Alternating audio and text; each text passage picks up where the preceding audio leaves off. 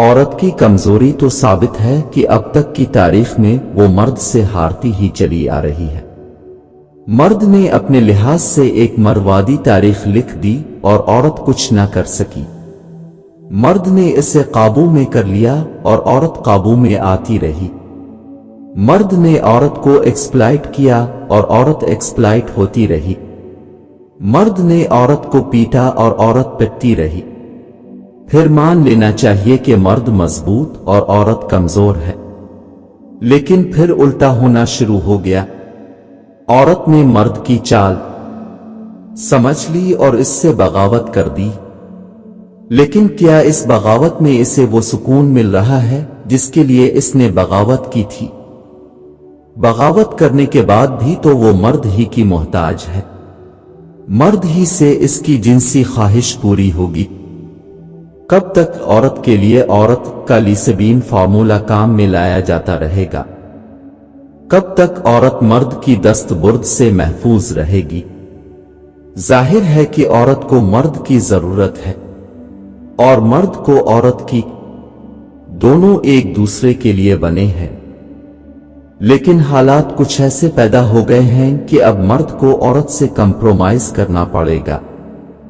اسے اس حقیقت کا سامنا کرنا ہوگا کہ اب عورت عقل مند ہو گئی ہے، وہ بے وقوف نہیں رہی کہ پہلے کی طرح گھر میں چکی پیسے گی اور تکیے پر پھول بنائے گی۔ اب عورت کو عقل آ گئی ہے، اب وہ گھر میں غلامی نہیں کرے گی، وہ آفس میں جاب کرے گی اور وہاں عشق بھی لڑائے گی، اور اسے کوئی فرق نہیں پڑے گا کہ وہ کتنے مردوں سے جنسی تعلق بناتی ہے۔ فرق اس لیے نہیں پڑے گا کہ اس کا شوہر بھی تو کتنی ہی عورتوں سے جنسی تعلق بناتا ہے۔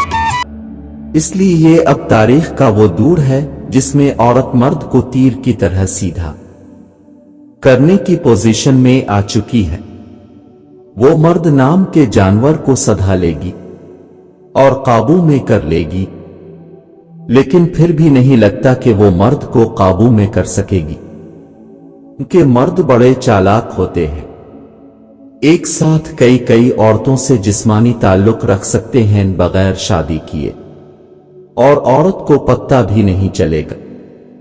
فیمینسٹ مفکرین کہہ سکتے ہیں پھر عورت بھی یہی کرے گی، ایک ساتھ کئی مردوں سے جنسی تعلق بنائے گی اور مرد کو پتہ بھی نہیں چلنے دے گی۔